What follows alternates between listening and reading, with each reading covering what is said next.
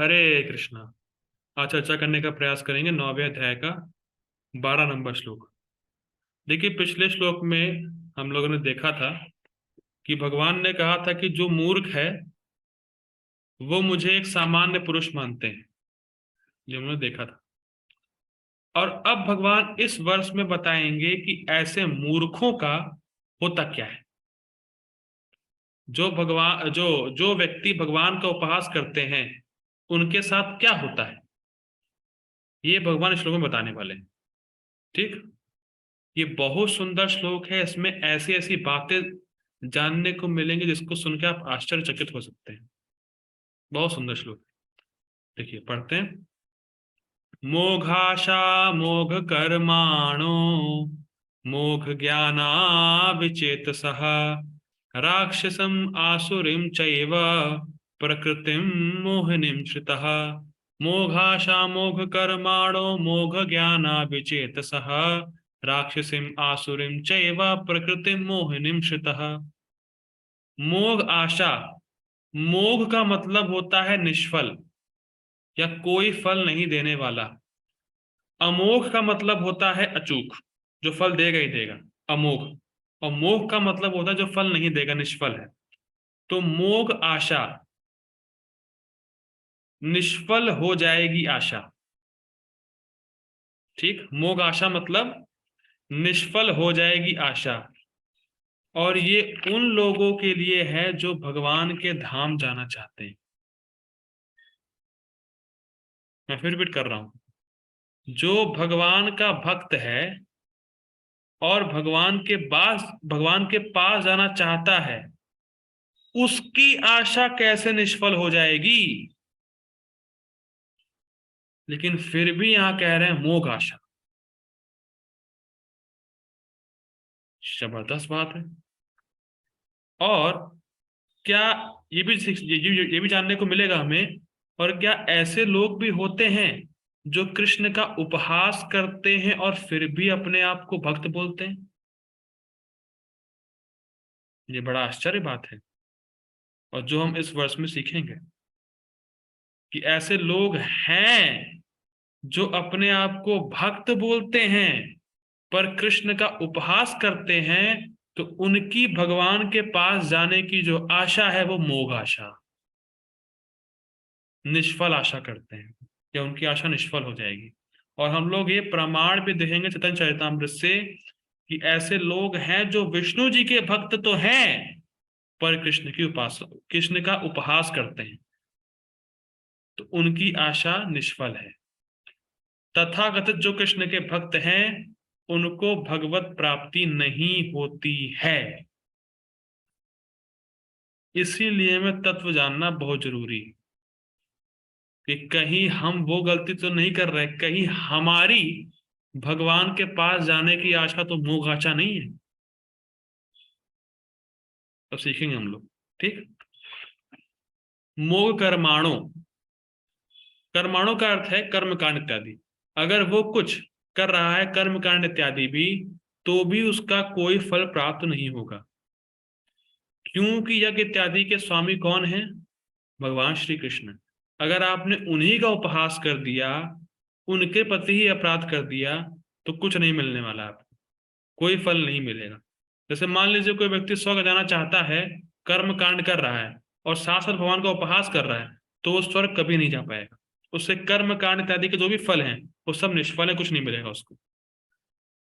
मोह ज्ञाना। अगर कोई मुक्त होना चाहता है और ज्ञान योग कर रहा है, तो भी वो विफल हो जाएगा, कुछ फल नहीं मिलेगा। ठीक। विचेत सहा। विचेत सहा का अर्थ है कि मोहग्रस्त हो जाएगा और भगवान को ठीक से नहीं समझ पाएगा। ठीक। अरे भैया, उसकी आशा फेल हो गई, कर्मकांड फेल हो गया, ज्ञान योग फेल हो गया, तो उसको मिलता क्या है? कुछ मिलेगा? क्या मिलेगा उसको? राक्षसिम आसुरीम चैवा। उनको राक्षस या असुर की योनि प्राप्त होगी। वो राक्षसों की योनि में और असुरों की योनि में जाएंगे। चा एवा, वो जाएंगे ही। कन्फर्म है। इसीलिए लिखा यहां पे लगा है चा एवा, कि वो राक्षसों और असुरों की योनि को प्राप्त होंगे ही, कोई डाउट नहीं है उसमें, होना ही है, कन्फर्म है। क्यों? प्रकृतिम मोहिनीम श्रितः, क्योंकि वो भगवान की माया प्रकृति का आश्रय ले रहे हैं। तो जो भगवान का उपहास करते हैं उनकी दुर्गति होगी ही, कोई डाउट नहीं है उसमें। राक्षसिम आसुरिम चा एव मतलब सर्टेनली, कन्फर्म है। तो इसीलिए देखिए बहुत सुंदर बात है, इसीलिए प्रामाणिक रूप से सुनना चाहिए। अगर नहीं सुनेंगे तो भगवान के प्रति अपराध करेंगे ही, और अपराध अगर कर रहे हैं और साथ साथ कुछ भी कर रहे हैं, कुछ नहीं मिलने वाला है और दुर्गति होनी ही है। इसीलिए पिछला जो वर्ष था उसका बहुत महत्व था, कि भगवान को कभी सामान्य पुरुष नहीं मानना है। आप लोग तो फिलहाल मानते भी नहीं होंगे, लेकिन जो व्यक्ति भक्तों से नहीं सुन रहा है और अपने घर वालों की सुन रहा है, और घर वाले भक्त नहीं हैं, तो वो जो भी बोलेंगे अंड संड वो व्यक्ति स्वीकार कर लेगा, उससे भगवान से उससे वो भगवान के प्रति अपराध करेगा, उसकी दुर्गति होनी ही है। तो वो तो गया काम से फिर। इसीलिए भक्तों से सुनना बहुत जरूरी है। गलत सलत लोगों से सुनेंगे तो दुर्गति निश्चित है, कोई बता नहीं सकता आपको। ठीक, अनुवाद देखिए।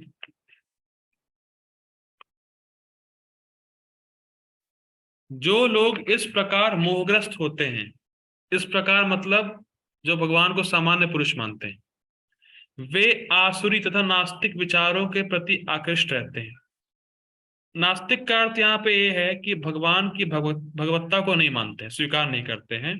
और आसुरी मतलब कि अगर मान भी ले कृष्ण भगवान है तो भी उनके विरुद्ध ही चलना है उनको, तो वह असुर है।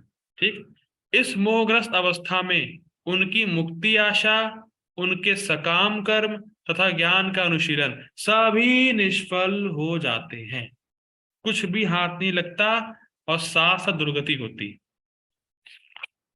ठीक, ये बहुत सुंदर श्लोक है, देखिए गीता भूषण टीका, ये लिंग समझा रहे हैं, पहले लिंग।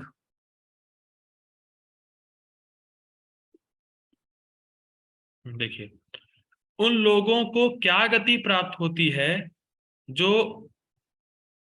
आप में मानव रूप का उपहास करते हैं और यह सोचते हैं कि यह भौतिक रूप है और महान पुण्य कर्मों के कारण महान शक्ति को प्राप्त हुआ है। तो हम लोग पढ़ चुके हैं कि कुछ लोग सोचते हैं कि कृष्ण एक महान राजकुमार हैं और जो पुण्य की वजह से राजवंश में पैदा हुए और कुछ शक्ति से शोभित हैं, कुछ उनको शक्तियां प्राप्त है वो उनके पुण्य कर्मों की वजह से है। लेकिन भगवान तो कोई और है। कृष्ण एक अच्छे राजा हैं, ये मानते हैं, बस भगवान कोई और है।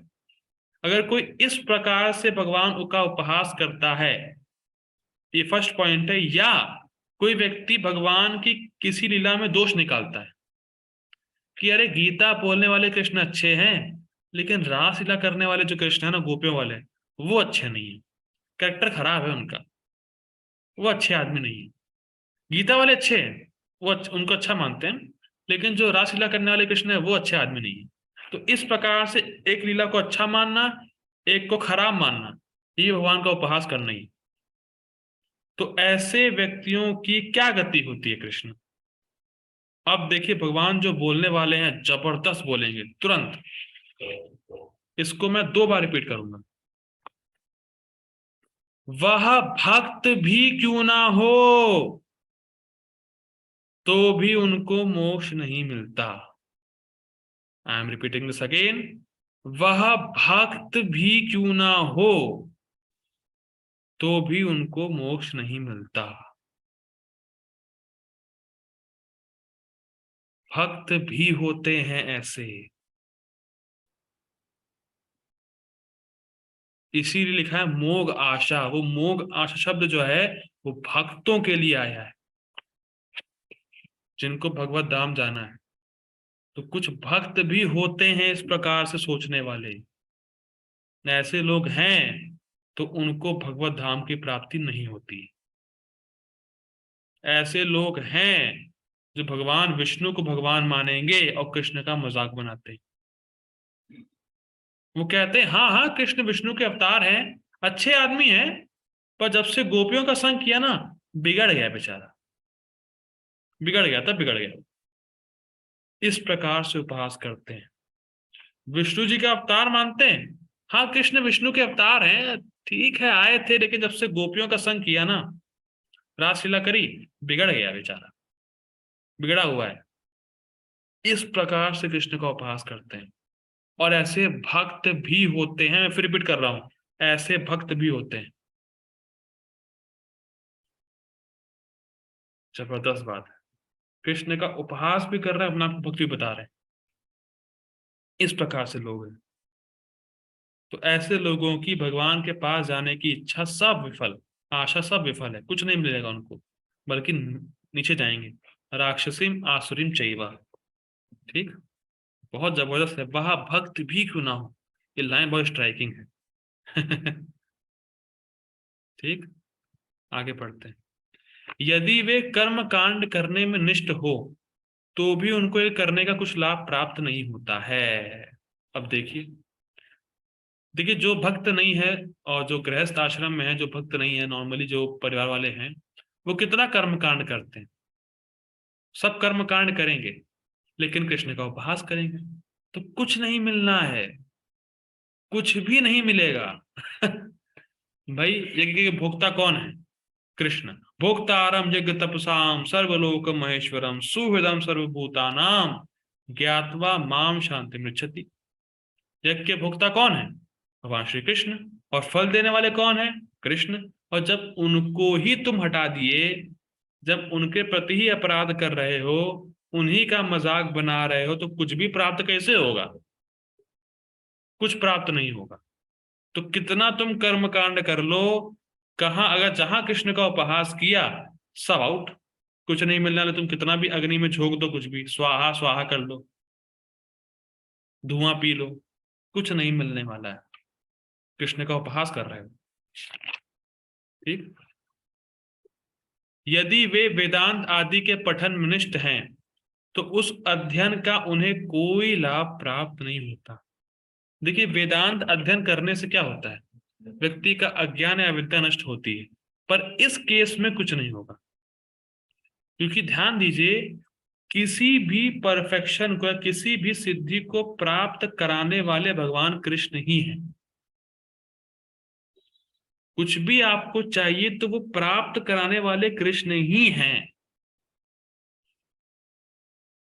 और आपने जब उन्हीं को साइड कर दिया तो क्या मिलने वाला है?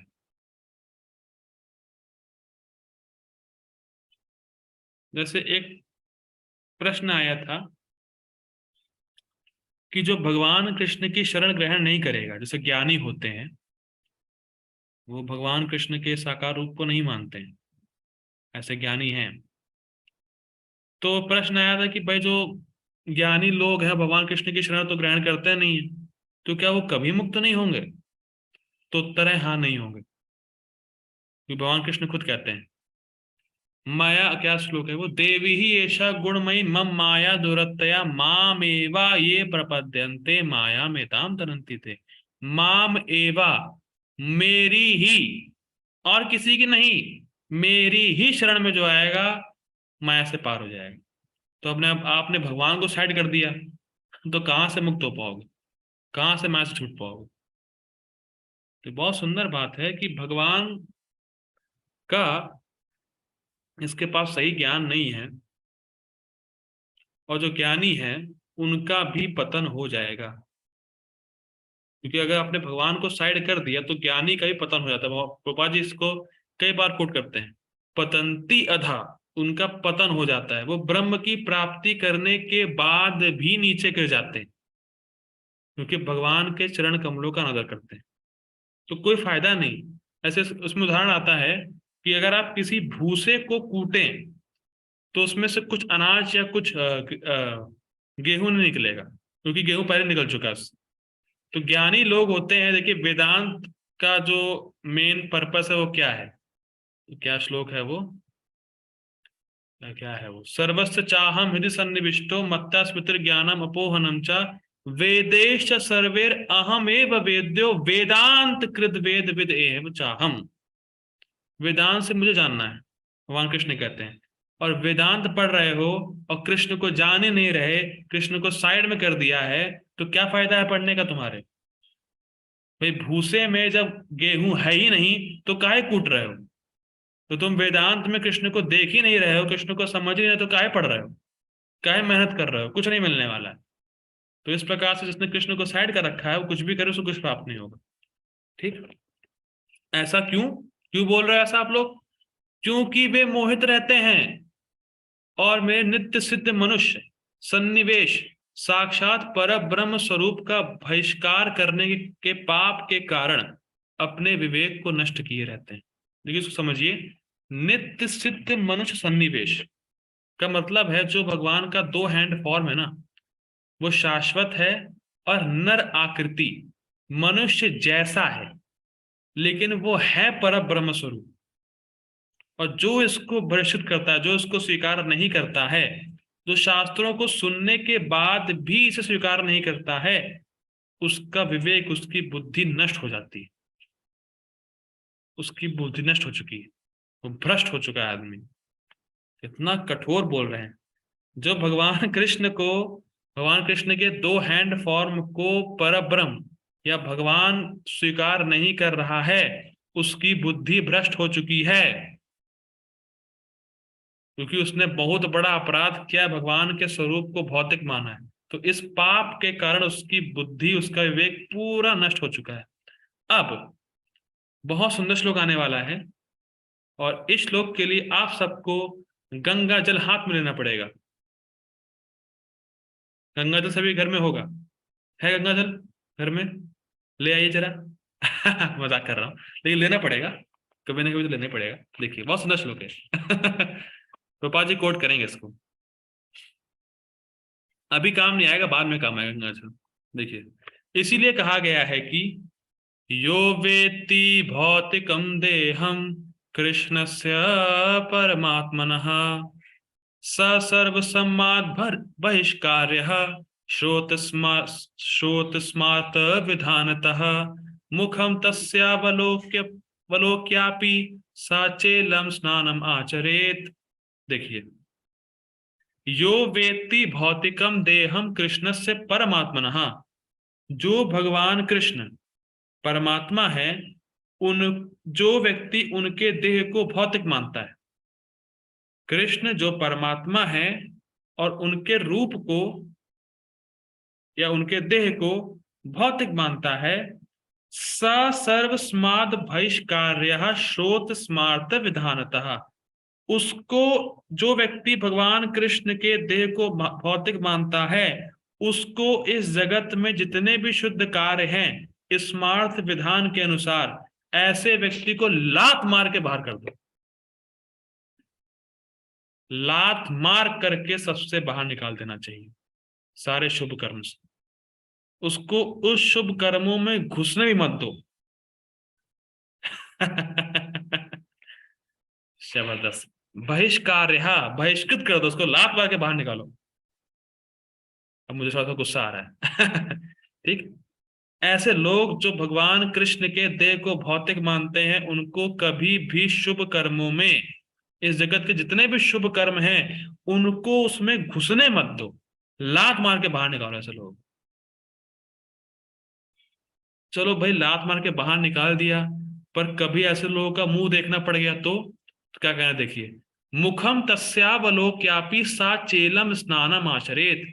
अगर आपने ऐसे व्यक्ति का मुख भी देख लिया है तो आपको अपने कपड़ों के सहित स्नान करना चाहिए उस समय, उसी क्षण।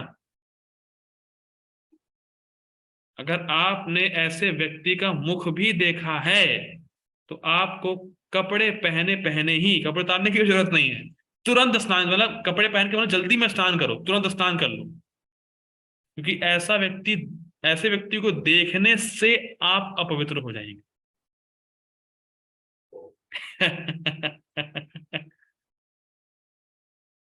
इसीलिए अभक्तों को देखने से हम अपवित्र होते ही हैं। जो भगवान का भक्त नहीं कृष्ण का, उसको देखने से हम अपवित्र होते ही हैं। और जो भगवान के भक्त हैं, वैष्णव हैं, उनको देखने से हम पवित्र होते हैं। वैष्णव तिलक देखने मात्र से 60,000 जन्मों के पाप। ये बहुत खतरनाक बात है। तो जो इतना मूर्ख व्यक्ति है, उसको सारे सभी विधि विधानों से बाहर निकाल दो, बाहर करें, जो कृष्ण का भजन नहीं कर रहा है। बहुत खतरनाक बात है ये। देखिए, जो व्यक्ति भगवान के शरीर को भौतिक मानता है, उसे सभी प्रकार के अनुष्ठान और श्रुति स्मृति की क्रियाओं से बहिष्कृत कर देना चाहिए। कदाचित उसके मुख का दर्शन हो जाए तो वस्त्र समेत गंगा जी में स्नान करना चाहिए। नॉर्मल पानी से काम नहीं चलेगा। गंगा जल हाथ में लेके टहलो, पॉकेट में लेके टहलो, जहां अभक्त दिखे छिड़को भैया। ताकि दूषण से मुक्त हुआ जा सके। बृहद विष्णु स्मृति, ये हाल है।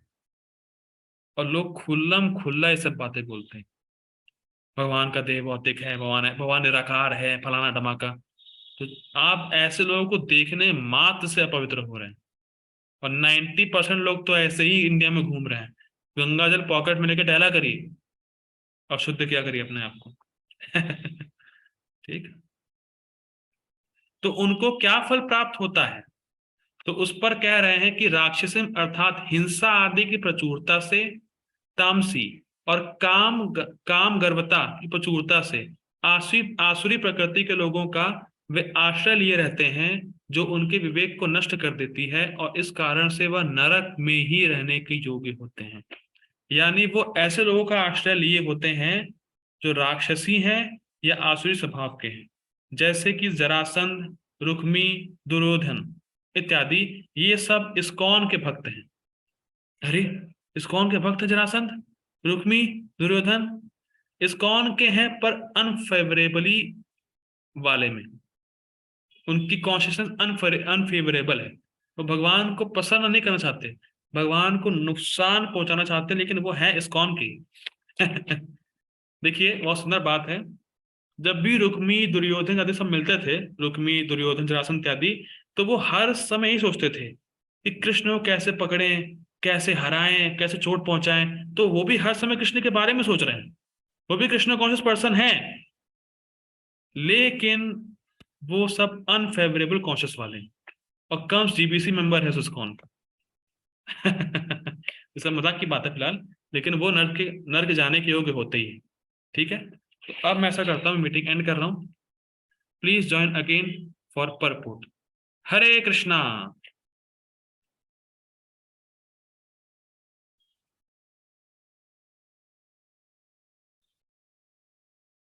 क्या हो गया?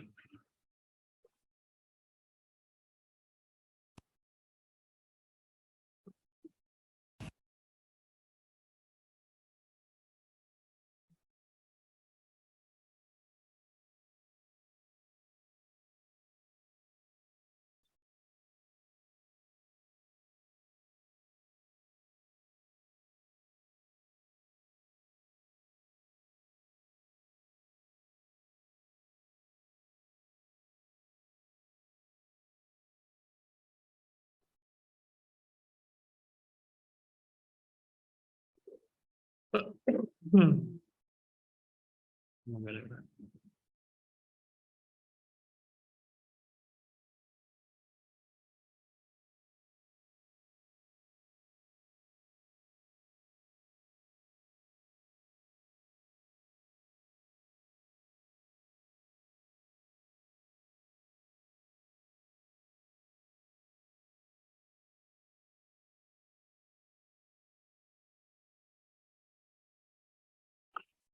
हरे Krishna. Purport by his divine grace AC Bhaktivedanta Swami Srila Prabhupada की जय। ठीक है, पढ़ते हैं। ऐसे अनेक भक्त हैं जो अपने को कृष्ण भावना तथा भक्ति में दिखलाते हैं, किंतु अंतःकरण से वे भगवान कृष्ण को पर ब्रह्म नहीं मानते। स्पष्ट है। ऐसे लोगों को कभी भक्ति फल भगवत धाम गमन प्राप्त नहीं होता, ये भी स्पष्ट है। इसी प्रकार जो पुण्य कर्मों में लगे रहकर अंतोतगत्वा इस भव बंधन से मुक्त होना चाहते हैं, वे भी सफल नहीं हो पाते, क्योंकि वे कृष्ण का उपहास करते हैं। स्पष्ट है। दूसरे शब्दों में, जो लोग कृष्ण पर हंसते हैं उन्हें आसुरी नास्तिक समझना चाहिए। जैसा कि साधु धर्म में बताया जा चुका है, ऐसे आसुरी दुष्ट कभी भी कृष्ण की शरण में नहीं आते। 7वें अध्याय का 25 नंबर श्लोक है। अतः परम सत्य तक पहुंचने के उनके मानसिक चिंतन उन्हें इस मिथ्या, हाँ ठीक है, इंटरेस्टिंग है। अतः परम सत्य तक पहुंचने के उनके मानसिक चिंतन उन्हें इस मिथ्या परिणाम को प्राप्त कराते हैं कि समान ही तथा कृष्ण एक समान है। तो कई कई लोगों की धारणा होती है, मिथ्या धारणा ये होती है कि आत्मा परमात्मा एक है, लेकिन ऐसा होता नहीं, परमात्मा अलग है, आत्मा अलग है। ठीक। ऐसी मिथ्या धारणा के कारण वे सोचते हैं कि अभी तो वह शरीर प्रकृति के द्वारा केवल आच्छादित है, और जो ही व्यक्ति मुक्त होगा तो उसमें तथा ईश्वर में कोई अंतर नहीं रह जाएगा। तथा चैतामृत में एक रामदास नाम के व्यक्ति का वर्णन है। तो रामदास का व्यक्ति 24 घंटे राम राम लेता था, लेकिन उसकी धारणा ये थी कि वो मृत्यु के बाद राम बन जाएगा। तो महाप्रभु उससे बिल्कुल प्रसन्न नहीं हुए थे, उसका तिरस्कार महाप्रभु ने कर दिया था। तो इसलिए तत्व को समझना चाहिए हमें कि हम किस प्रकार से, किस इंटेंशन से भगवान का नाम लें, जिससे कि भगवान प्रसन्न हो। गलत धारणा से भगवान का नाम लेंगे तो भगवान प्रसन्न नहीं होंगे, उसका फल प्राप्त नहीं होगा। ठीक। कृष्ण समता का यह प्रयास भ्रम का निष्फल हो जाता है। इस प्रकार का आसु तथा नास्तिक ज्ञान अनुष्ठित सदैव व्यर्थ रहता है। यही श्लोक का संकेत है। ऐसे व्यक्तियों के लिए वेदांत तथा उपनिषदों से वैदिक मांगमय के ज्ञान का अनुष्ठित तथा निष्फल होता है। स्पष्ट है। अतः भगवान कृष्ण को समान व्यक्ति मानना घोर अपराध है। जो ऐसा करते हैं वे निश्चित रूप से मोहग्रस्त रहते हैं, क्योंकि वे कृष्ण के शाश्वत रूप को नहीं समझ पाते। ठीक। बृहद विष्णु स्मृति ये कथन है, ये हम लोग टीका में पढ़ चुके हैं। यो वेति भौतिकम देहम कृष्ण से परमात्मनः स सर्वस्मात् बहिष्कार्यः शौतस्मात् विधानतः मुखम तस्यावलोक्यापि सचेलम स्नानम आचरेत। जो कृष्ण के शरीर को भौतिक मानता है उसे श्रुति तथा स्मृति के समस्त अनुसार से वंचित कर देना चाहिए। यदि कोई भूल से उसका मुंह देख ले तो उसे तुरंत गंगा स्नान करना चाहिए, जिससे छूत दूर हो सके। लोग कृष्ण की हंसी उड़ाते हैं क्योंकि वे भगवान से ईर्ष्या करते हैं। उनके भाग्य में जन्म जन्मांतर नासिता आसुर योनियों में रहे आना लिखा है। देखिए, कुछ व्यक्ति भगवान कृष्ण को भगवान स्वीकार नहीं कर पाते क्योंकि वो असुर और राक्षस की योनियों से आए रहते हैं। तो उनके उस प्रकार के संस्कार रहते हैं और वो संस्कार उनको भगवान कृष्ण को भगवान स्वीकार करने से रोकते हैं। ठीक। उनका वास्तविक ज्ञान सदैव के लिए भ्रम में रहेगा और धीरे धीरे वे सृष्टि के गहनतम अंधकार में गिरते जाएंगे, नरक में जाएंगे वो। ठीक। अभी एक प्रमाण है ऐसे भक्तों का जो विष्णु जी की आराधना तो करते हैं पर कृष्ण को सामान्य पुरुष मानते हैं। तो देखिए, पूर्व ये छे जरासंध आदि राजगण वेद धर्म करी करे विष्णु र पूजन। जरासंध आदि जो पहले के राजागण हुए, उन्होंने वेद धर्म का अच्छे से पालन किया और विष्णु जी की पूजा करी, लेकिन कृष्ण ना ही माने, कृष्ण का उपहास क्या, कृष्ण को भगवान के रूप में स्वीकार नहीं किया, ताते दैत्य करी मानी, इसीलिए वो असुर कहलाए गए। जरासंध इत्यादि लोग राजागण असुर थे, और असुर इस वजह से थे कि विष्णु जी की पूजा तो अच्छे से करी उन्होंने, लेकिन कृष्ण को भगवान के रूप में स्वीकार नहीं किया, इसलिए असुर कहलाए। ठीक। चैतन्य अब यहाँ पे बताया जा रहा है, चैतन्य न मानी लेते छे दैत्य तारे जानी। इसी प्रकार इस समय कोई कृष्ण को भगवान रूप में स्वीकार करता है, वो तो करना ही चाहिए कि कृष्ण भगवान है, लेकिन जो व्यक्ति चैतन्य महाप्रभु को सामान्य पुरुष मानता है वो भी असुर कहलाया जाएगा। ठीक है। तो इसीलिए महाप्रभु भी भगवान है, महाप्रभु साक्षात कृष्ण ही हैं, और कृष्ण तो कृष्ण है ही, भगवान ही। ठीक है। तो इसीलिए हम लोग रुकते हैं यहाँ पे। ठीक है, हम लोग का ये एडिशनल था। हरे कृष्ण। प्रभुपाद की जय। श्रीमद् भगवद गीता की जय। हरे कृष्ण।